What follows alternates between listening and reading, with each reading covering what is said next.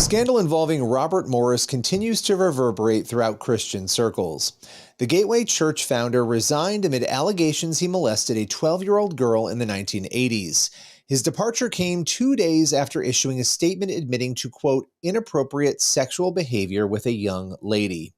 Morris added that he had confessed, repented, stepped out of ministry to receive counseling, and has since walked in purity. Today, we bring you our conversation with his accuser, Cindy Clemishire. Decades-old allegations of child molestation have led to the downfall of Robert Morris, the founder of one of the largest megachurches in the U.S., who once served as an evangelical advisor to former President Donald Trump.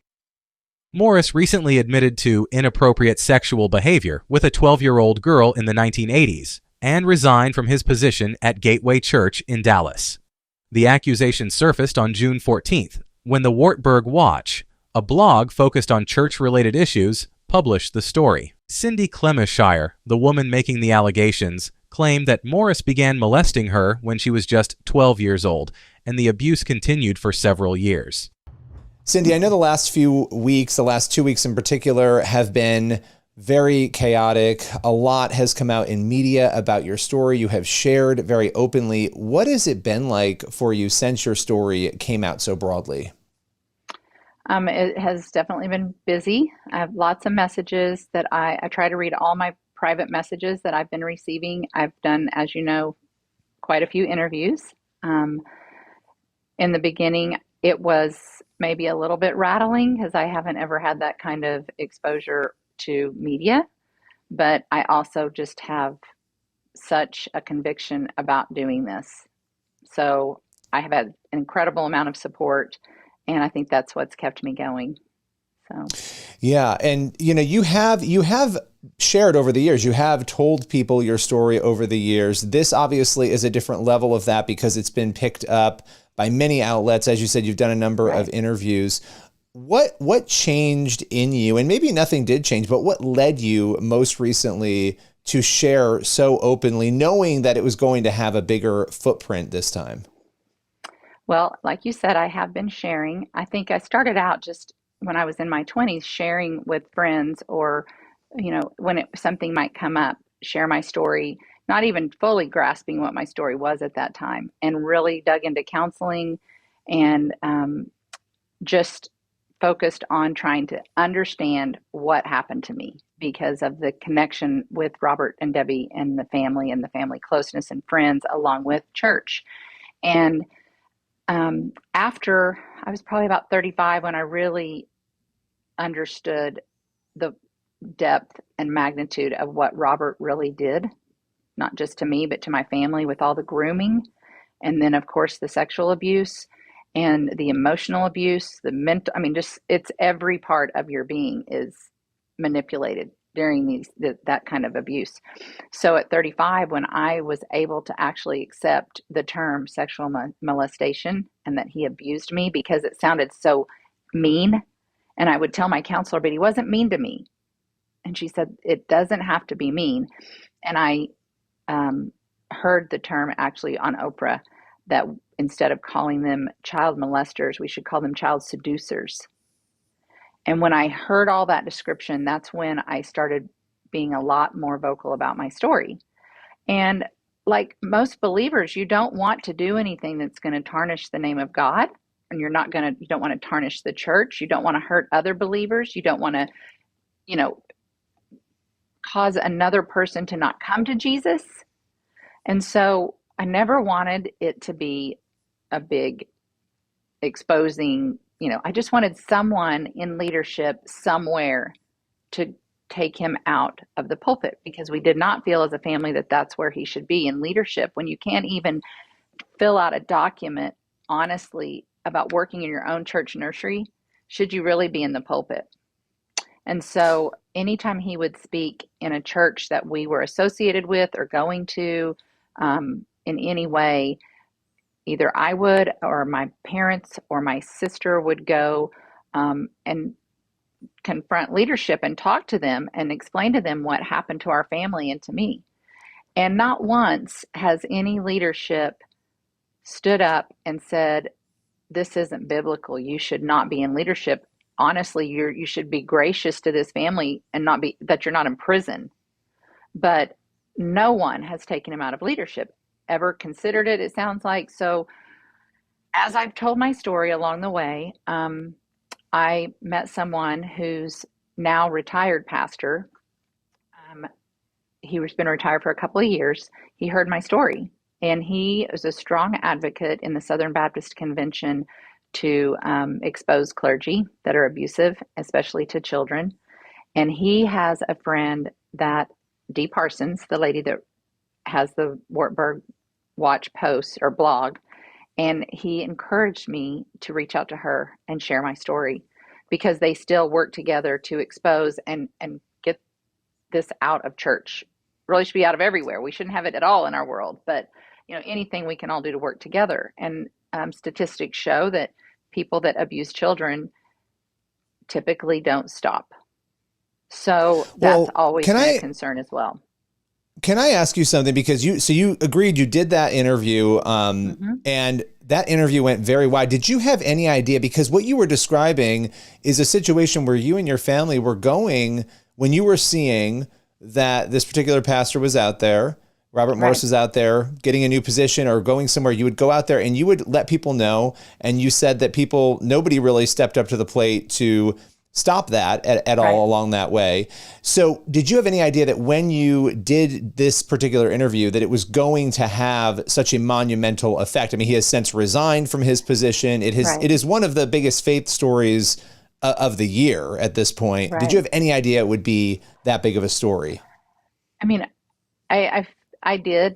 I think because his church is one of, if not the largest mega church in the U.S. And um, anytime you have that kind of publicity in anything, I think something like this is going to cause an uproar. Um, I didn't do it for that reason. I did it because for such a time as this, all I can explain is God's timing has aligned. I would never have been prepared for this myself any sooner, I don't think.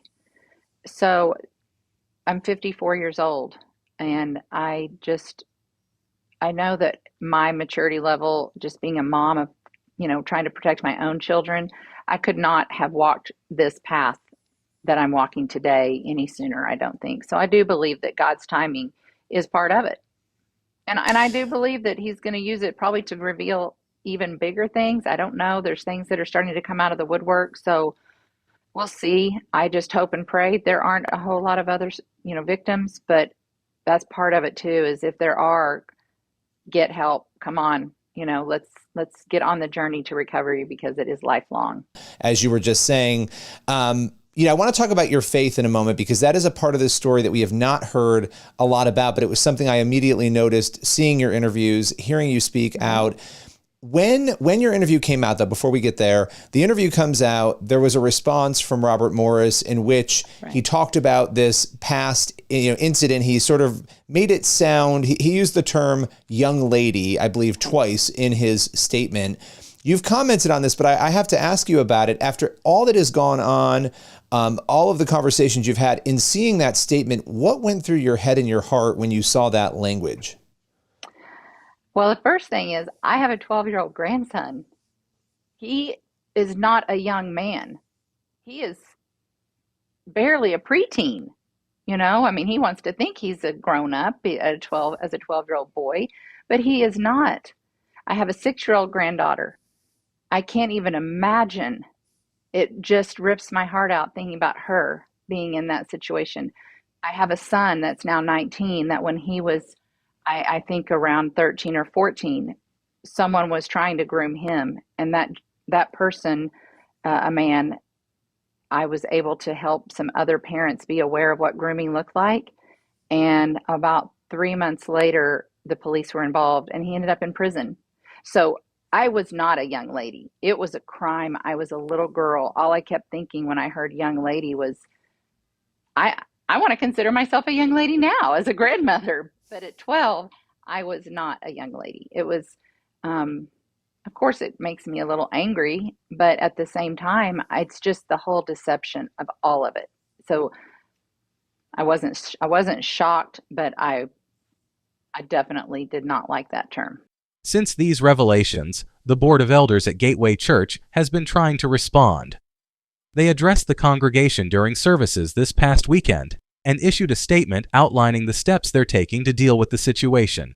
Gateway Church is committed to protecting people, first and foremost children and the most vulnerable.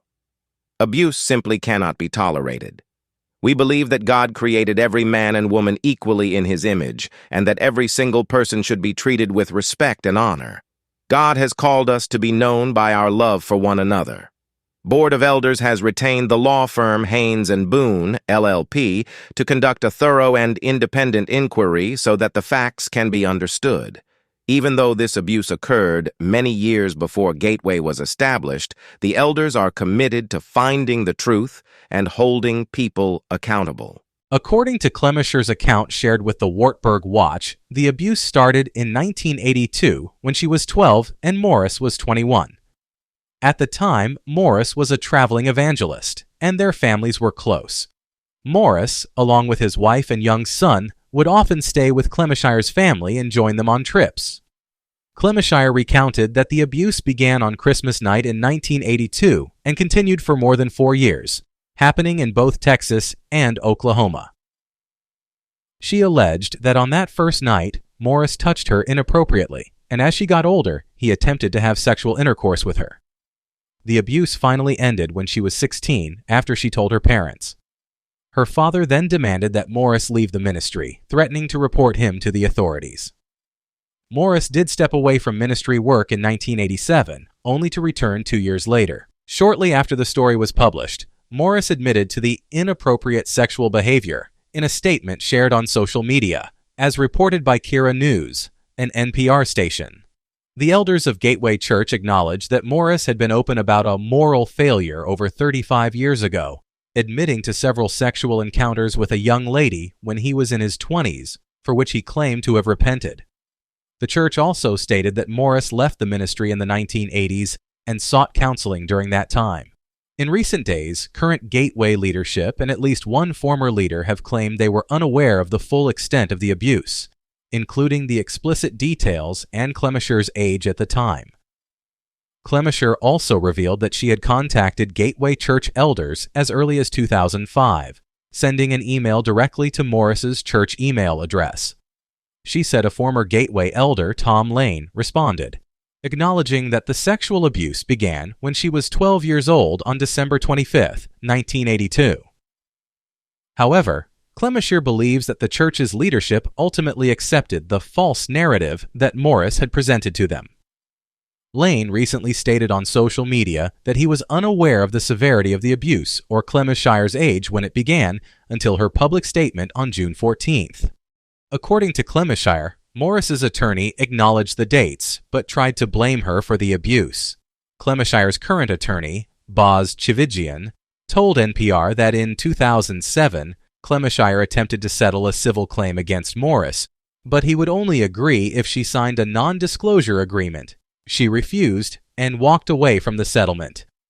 Chivigian said they are currently exploring their options, though it's unclear what legal action can be taken given the statute of limitations in Oklahoma and Texas. Traw Wilbanks, one of the megachurch's elders, addressed the congregation this past weekend, stating that he had no prior knowledge of Morris's abusive actions.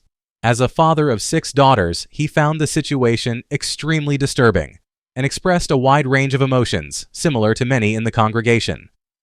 He also expressed compassion for Clemisher. The church emphasized its commitment to protecting people, especially children, and stated that abuse cannot be tolerated. Clemisher's attorney, Chivigian, criticized Gateway's leadership for changing their story about when and what they knew regarding Morris's actions. He pointed out that just a few weeks ago, the church claimed Morris had been transparent with them and that there were no other moral failures. Now they're saying he wasn't truthful and had been hiding the truth. Chivigian also noted that Clemishire had been sharing her story for years and had warned several ministries and churches, but none of them took any action. Let me know your thought in the comment section below. If you found this video insightful, please give it a thumbs up and share it with others. We appreciate your support. Thank you for watching, and see you in the next video.